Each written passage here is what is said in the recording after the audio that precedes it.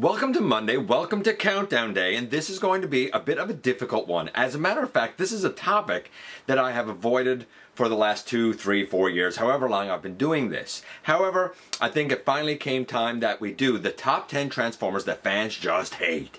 And that's a strong word, man. It's a very strong word.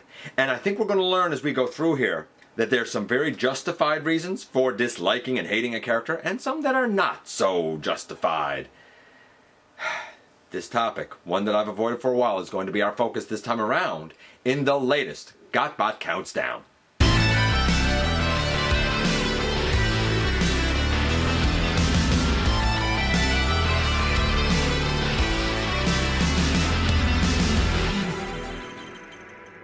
Hey one, hey all, welcome back to the channel. I'm your host, your most humble of hosts, Dennis Moulton, aka GotBot. As always, please like, comment, share, of course subscribe, and while you are at it, light 'em up, baby! Hit that notification bell, please. It helps me out a ton and it lets you know when content of all sorts goes up here on the channel. Check out Machinery of Man, The Everything Factor, all the groups that I'm either a mod or an admin for, as well as all of my social media links. All of that is in the description down below. Also in the description down below, and if you're in a position to help the channel to grow, you can use the donate link, you can check us out on Patreon, you can see what we have to offer to you through spring, or of course you can hit the join button at any given time and become a channel member.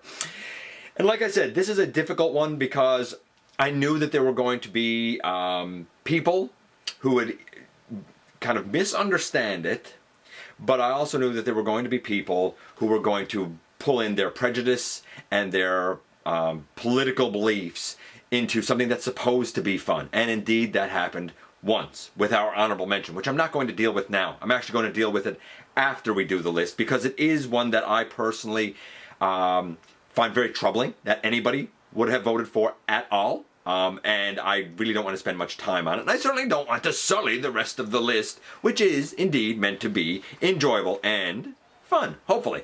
So, without any further ado, we're going to do as we always do, and we're going to kick things off with number 10 first. Kicking us off at number 10 is this guy. That's right, it's Dark of the Moon, Sentinel Prime. And a lot of people said, man, I can't stand Sentinel Prime. He was too singularly focused, and he absolutely betrayed the Autobots. He betrayed everybody. He took out Ironhide. He was an absolute traitor. And the worst part about it is that he thought that he was doing it for all the right reasons. All in the name of Cybertron, to the detriment of everyone and everything else. Not only did he betray the Autobots, but his own arrogance and hubris caused him to even betray, in essence, the Decepticons. They were just a means to an end. Yeah, he had no friends. He who stood alone, Dark of the Moon, Sentinel Prime, takes the number 10 slot. Number 9 takes us to the recent Rise of the Beasts movie, and this guy. Man, I get it. I think it's a fine enough character, but it is absolutely, under no circumstances, Wheeljack. There is nothing here that harkens to the character in any of his iterations whatsoever. If you are somebody who accepts the Unicron Trilogy iteration of Wheeljack, which I also detest for the record, then this still doesn't harken in any way, shape, or form to that. And a lot of people, when I initially said that this isn't Wheeljack, it's a fine enough character, but they should have given it a different name, said, oh, just because it doesn't look G1. It had nothing to do, man, with G1 in the least. It doesn't look like G1. It doesn't even look like the Bumblebee movie version. It doesn't look like the RID 2015 or the Cyberverse or the Earthspark. It doesn't look like a whitish vehicle with green and yellow colorations. Whether you want to give him a faceplate or a full face. And he certainly doesn't have his wing ear things. I have no problem with the character as a new character. Pablo, as some people have come to know him as. But as a version of Wheeljack, I absolutely hate it too. I'm right there with the voters. And he takes the number 9 slot. Now number 8 takes us to the pages of IDW. And if you know me, then you know I'm not a fan of IDW. I find it generally unreadable and poorly done. So I've only been able to kind of piece together a little bit here and there. And honestly, it's enough for Getaway. Yeah, IDW Getaway. So the little bit that I do know basically says that this guy is very narcissistic and morally dubious, but really does everything to justify his actions, as despicable as they may be.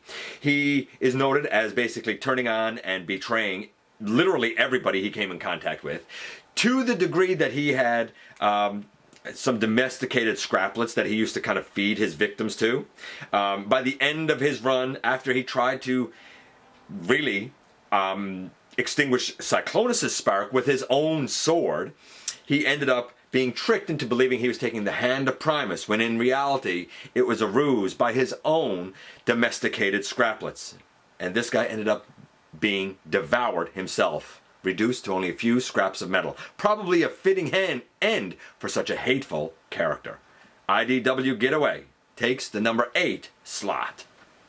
Number 7 I get. Number 7 is one that I've never liked, and it's Bumblebee. I think a lot of people are just to the point where they've had Bumblebee fatigue in a lot of ways, because he was crammed down our throats for so long. How many studio series Bumblebees are there? Before that, how many Bumblebees in general across all of the live action movies are there?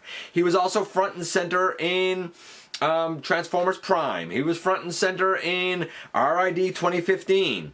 He was front and center in G1. He's been around a long time, and I get it. He is one of those like Cardinal 6. He's one that the entire world knows. I understand the recognition. And a lot of people have said over the years that, you know, I identified with this one or that one. I really expected that there was going to be a huge slant here for specifically the animated Bumblebee, since a lot of people seem to detest that guy, even though that's the only one that I have any use for personally. Go figure.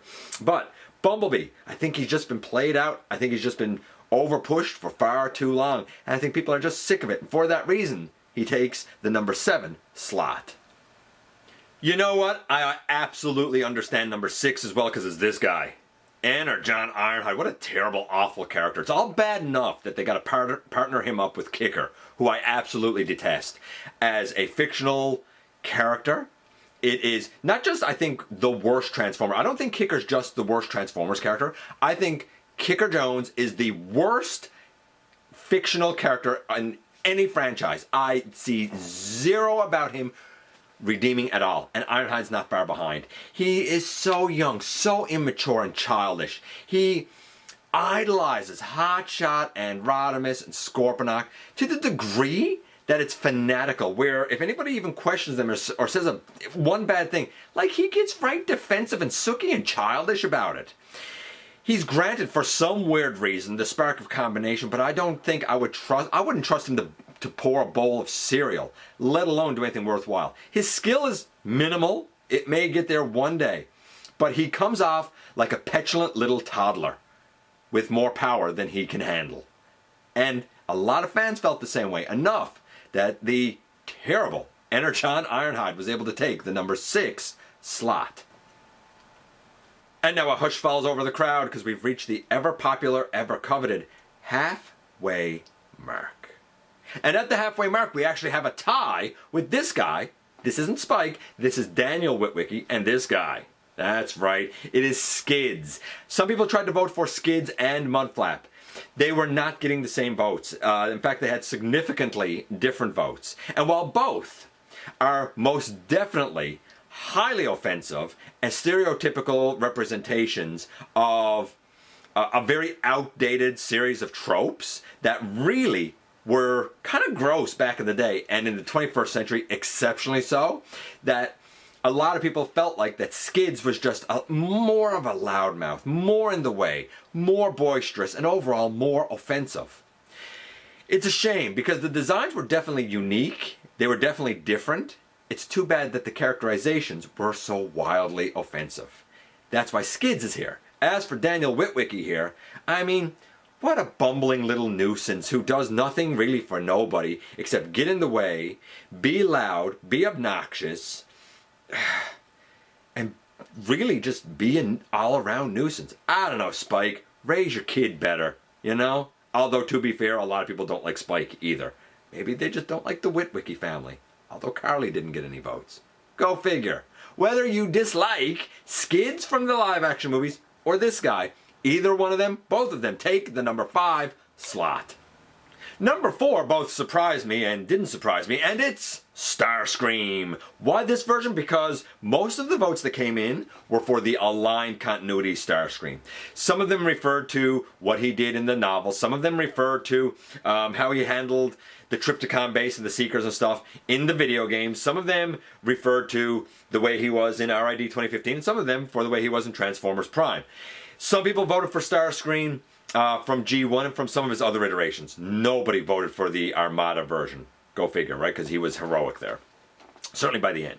But they all, whatever version of Starscream they voted for, honestly, they all said the same sort of thing. He's conniving. He's a liar. He's a loudmouth. He has a lot of bravado that he can't back up. He's sniveling. He's cowardly. He's a suck-up. He's a sycophant. All of these distasteful personality characteristic traits apply to the ever-cunning Starscream. And for that reason, he takes the number 4 slot. Now we come to number 3. And number 3 is this guy. That's right, it is Beast Machine's Nightscream.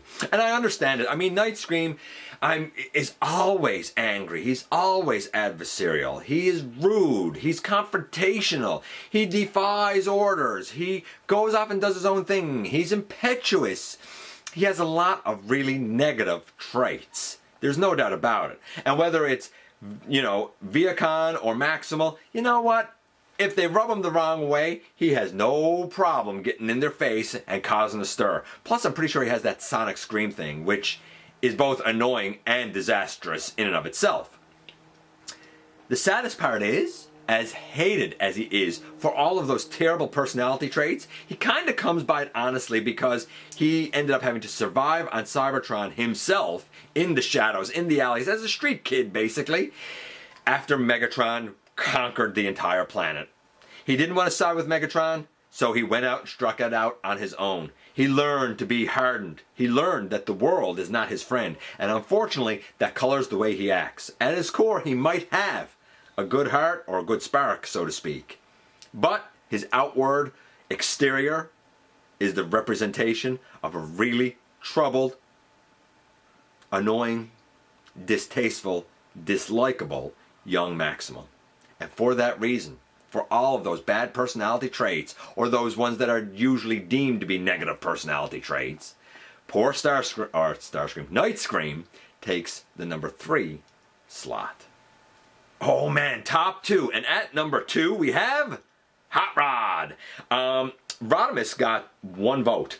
Hot Rod got tons, and everybody that voted for him said the same thing. He is the whole reason that Optimus got taken out by Megatron. Some people agree with that, some people don't. Some people will say, Cup even told them, it's Prime's fight, lad, stay out of it. Other people say, look, Optimus was going to lose anyway because Megatron was being tricky with the blaster that he found. Personally, I'm on the side that thinks that Hot Rod is somebody who got in the way. I don't think he necessarily caused Optimus's demise, but he was certainly in the way and gave Megatron an opening that he otherwise would not have had. Because had he not been in the way, Optimus would have had no reason to hold back his ion blaster, and even if Megatron had grabbed the little hand blaster, Optimus would have taken him out before he could have ever used it. Some people agree with that, some don't. But enough fans think that he's the reason that Optimus was taken out and hate that about him, and therefore hate him as a character, that he was able to take the number 2 slot. And funny enough, here at the very tippy top, number 1, I'm not surprised, I don't think anybody will be, but I think a lot of the people that voted for this were confused about the topic, because number 1 is Wheelie. And I get it, like, for the record, the ROTF Wheelie had a couple of votes as well, was counted separately, but I get him too. He is distasteful, inappropriate. But this guy here, a lot of people said, Wheelie, he's so annoying. We did annoying. That was a separate list. I think that annoying and hating a character are 2 different things. Wheelie is very annoying, and he would definitely be my top vote for annoying. For me, had I voted on this list, which I didn't, I would have voted for Kicker Jones. I cannot stand that character at all. There is 0 redeeming qualities about him. But a lot of fans, when I questioned them, because I would say, okay, so you said he's annoying. That's a bit different. I would explain that, and I would say, do you still want to stick with Wheelie? And they all said the same thing. Yeah, I want to stick with Wheelie. He is so annoying that he becomes hateful. Wow. And I get it, because the whole rhyming curse Man, it doesn't get much worse. See what I did there? Yeah, Wheelie. The most annoying, the most hated character in all of Transformers, and he took the #1 slot. And that's 10 down to 1 once again. Now we have to do this honorable mention, which I'm very uncomfortable doing. The honorable mention is Earth Spark Nightshade, a character I absolutely love. I love all of the Terrans. I love that they are not the traditional creation of the Well of Allsparks. I love that they were made on Earth. I love that they're brought to life really by Quintus's Emberstone, which is a completely different method of doing it. I think there's a lot more layers to peel off this onion yet. All of the Terrans start out as basically protoforms. They don't have, traditional personalities given to them by the Allspark and Primus. They don't have alt modes when they come out. They all have to explore who they are. And it's nice, as far as I'm concerned, and socially responsible in both the 20th and the 21st century to give everybody a voice. Male, female, non-binary, however somebody identifies. Because guess what? We're all just trying to get through life one day at a time with the people around us. And however it is that you feel like you need to explain yourself and identify yourself to make it through each and every day, that's exactly what you should do. And that sort of socially responsible representation, honestly, needs to be in more fiction. Those who voted for this character brought in their own political reasoning, which honestly I don't even think should be applied to any sort of entertainment, I guess, venue, so to speak. And they also brought in their prejudices, and I found the reasoning given to be wildly inappropriate and distasteful for not only the 21st century, but for the 20th century. If you voted for Nightshade or you agree with it, please, I implore you, grow up, be an adult, and become a better person. Because the world really doesn't need your old stereotype prejudices. Moving on from that, who else did have votes? A lot of other characters, man. I said the Revenge of the Fallen Wheelie. Elise from the Bot episode, one of the humans from the BOT episode. The BOT itself, that robot. Nightbird. I get it, man. Nightbird was terrible. And deserved better, honestly. Arachnid. That one surprised me. Huffer. Because it's Huffer. Gears for always being grumpy. Huffer for always complaining. Old Snake because it was such a disservice to Cobra Commander being reduced to this, decrepit old man. Basically, this is the reasoning people gave. Whether I agree with it or not is irrelevant here. Hook for being pompous. Julius, I have no idea who that is. Optimus, that one surprised me. Repugnus, I get that one. Carlos from Armada, Rad from Armada. Kicker had votes. Mudflap had votes. Animated Sentinel Prime had a bunch of votes. I thought he was going to rank, actually. Bayverse Optimus Prime. Spike Witwicky. Galvatron, G1 Galvatron, largely because of his annoying, type of voice after he had taken the lava bath and when he was insane. Who else? TLK, Hot Rod, Day Trader, Blur, Rodimus I mentioned, Sam Witwicky from the live action movies, Cade Yeager, Shane Dyson, man, he was a creepy dude. Simmons, right? Seymour Simmons. Circuit Breaker from the comics. That was an interesting one. Brawn, the Scuzzoid, even though he was only trying to provide for his family, Armada Hotshot. It's funny, Armada Hotshot has always struck me as like an amalgamation. Like, he's like the love child of Hot Rod and Bumblebee. And I'm not a huge fan of Hot Rod. I'm not a huge fan of Bumblebee, so it's no surprise I wouldn't really like Hotshot. Marissa Fairborn, Overlord. Banana Grimlock, I like that vote. It's the yellow Toxitron Grimlock coloration, right? Unicron. Skylynx. Dr. Arkaville had some votes. IDW Starsaber, a lot of people detest that guy for being such a zealot. IDW Pyromagna. Trax, Tarn, Sean Berger, and a couple of people tried to vote for Michael Bay himself, and they said, yeah, but he was the model for somebody that was shot with a missile or something. They said, that makes him a character. It doesn't. He was a director. Nice try, though. Anyway, that's it. I'm glad we have this topic out of the way because it was I'm not going to lie to you guys, this was a really uncomfortable topic for me to do. But it's done now. It's out of the way. And I'm going to end it on a positive note by saying thank you, each and every one of you, whether we agree or whether we don't agree, whether we have the same beliefs, whether we don't have the same beliefs. I appreciate you partaking in the vote. I appreciate you coming by and giving me a little bit of your very valuable time. I do know how important it is to you. And if you are in a position to help the channel to grow, you can use the donate link. Check us out on Patreon. See what we have to offer to you through spring. Or of course, you can hit the join button at any given time and become a channel member. While you are at it, please hit the subscribe button. Stick around. Have some fun with us here on the channel. And especially don't forget that somehow, some way, each and every single day, you right there, you do make a difference in the world, man. Whether you feel it, know it, or not. Always strive to be better. We should all do that.